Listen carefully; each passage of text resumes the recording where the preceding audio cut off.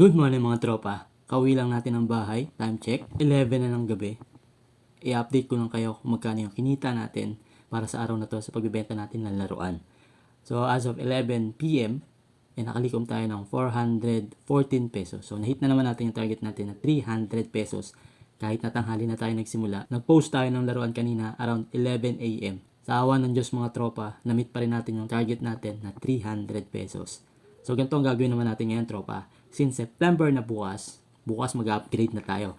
From 300 pesos, gagawin natin 400 pesos per day ang ating daily target sa mga binibenta ni Tonton. At sana nga lang mga tropa, mahit pa rin natin yung target natin na 400 pesos. Dahil tinaasan natin yung target natin, syempre gagawa tayo ng mga marketing strategy natin para bumili lalo yung mga customer natin. So, kailangan natin ng matinding pag-aaral kung paano ko ba mapapanatili yung mga customer ko. At the same time, paano natin ma-meet yung 400 pesos daily. So, yun lang mga tropa. Update ko lang kayo. Hanggang sa susunod, bukas ulit. From 300 pesos, magiging 400 pesos. Buti pa si Tonton. Peace. Bye-bye. Atok na ako.